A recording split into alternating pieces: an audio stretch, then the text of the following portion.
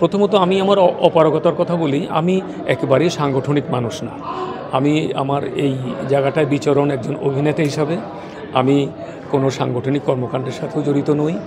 তবে আপনি যেটা বলেছেন একজন সিনিয়র অ্যাক্টর হিসাবে এখন সাংগঠনিকভাবে যখন কোনো সিদ্ধান্ত হয় তখন কিন্তু সেখানে সাধারণ সদস্যদের বিপুল ভোটেই কিন্তু একটা জিনিস নির্ধারিত হয়।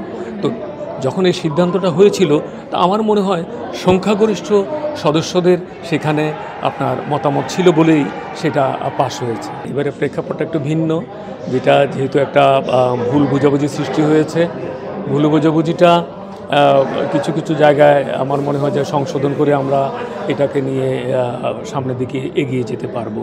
তবে হ্যাঁ, এই পদত্যাগের বিষয় যেটা বললেন আপনি, আমরা চাই যদি কেউ স্বেচ্ছায় মনে করে যে না আমি এই পদ থেকে সরে নতুনদেরকে জায়গা করে দেব, সেটা হতে পারে, কোনো কথা নেই।